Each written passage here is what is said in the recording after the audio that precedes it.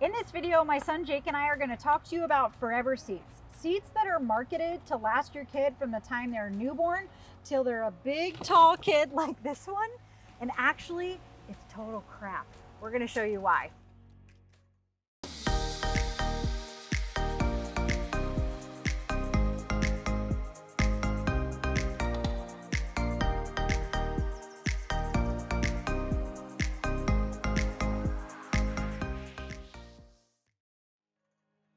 When purchasing a multi-mode car seat like this one that takes you through multiple stages, it's really easy to be fooled by the marketing tactics on the box.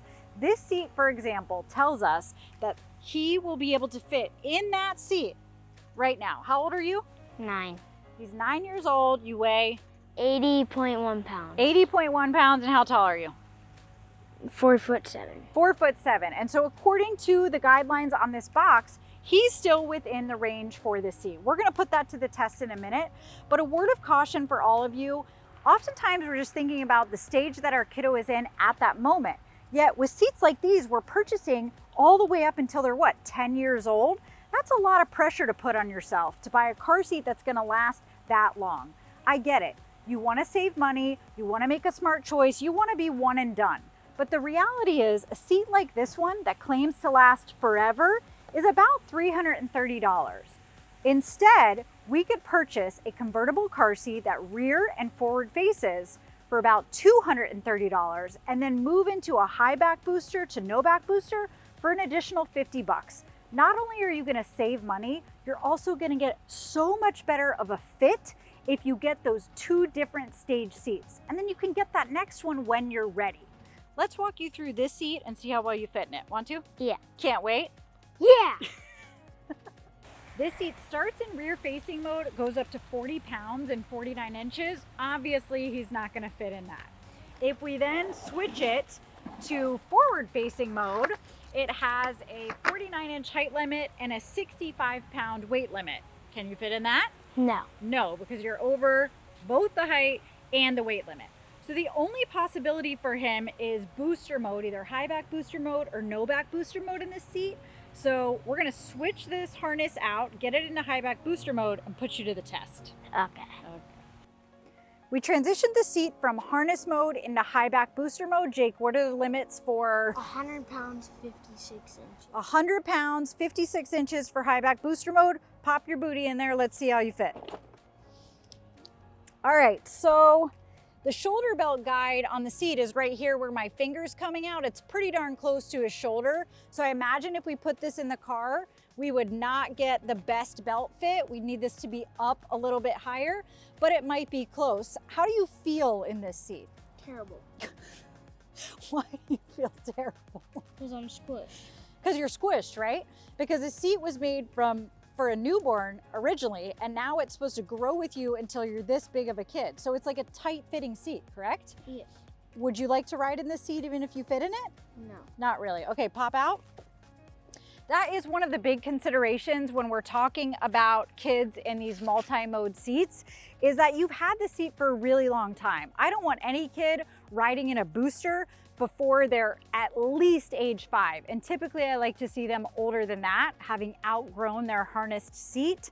So think about what this seat is gonna look like after all that time. And if you continue, do you get gross stuff in your seat? Yeah. Yeah. Like, would you like to ride in this if you peed in it? No. What about if you pooped in it? No.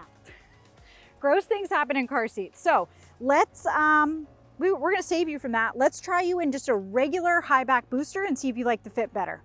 So you can see the difference between these two seats. This is the multi-mode seat in high back booster mode, and this is just a straight up high back booster seat that converts to a no back booster seat. Jake, can you tell the difference? Yes. In the two seats? Yes. Can you sit in this one? This one has very similar limits to what the high back booster mode is in that seat. Obviously it's not attached to a vehicle seat, so my leg will be the vehicle seat. You can sit back.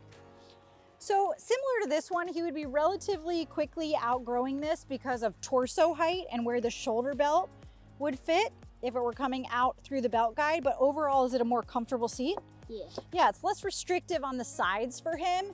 And if you're buying this seat when your kid is ready to actually be in a booster, so 5+ years old, you're not gonna have all the nastiness that comes with the other seat. And if you are expanding your family, you can pass this seat down to a kiddo in rear or forward-facing harness mode. Get your bigger kid the next stage seat.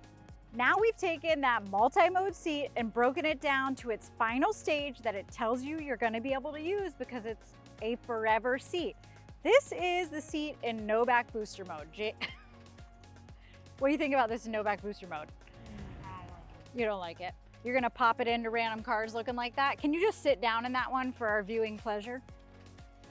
So again, at this point, when your kiddo is ready to sit in no back booster mode, they're probably, 7, 8, 9 years old when they're getting to that stage, which means this seat has been through the ringer and it's incredibly bulky. And that's one of the drawbacks of a multi-mode seat, is just the bulkiness of it, let alone the fit over time.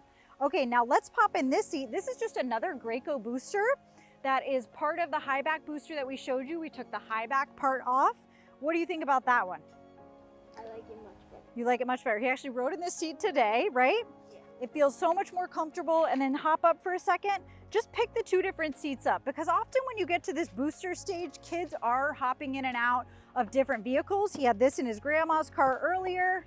Like, which one would you rather lug around? Right. So that's, like I said, a major drawback to the multi-mode seats is just the bulkiness of the seat itself. I don't want you to go into purchasing a car seat and thinking about what you need to have 6, 8, 10 years from now. Think about what you need in the next kind of 1 to 5 years. Buy a seat specific to that time frame. And then when you're getting to that high back booster mode, then buy a seat that's designated just for that stage. You're gonna get higher limits, better fit, and none of this bulkiness. In this one, it's also hard to carry because it like slides. Yeah, it's hard to carry around, right? Yeah. You did a great job, kiddo. What do we want to tell people to do? Like, subscribe, and turn on post notifications. Like, subscribe, turn on post notifications, and we'll see you in the next video.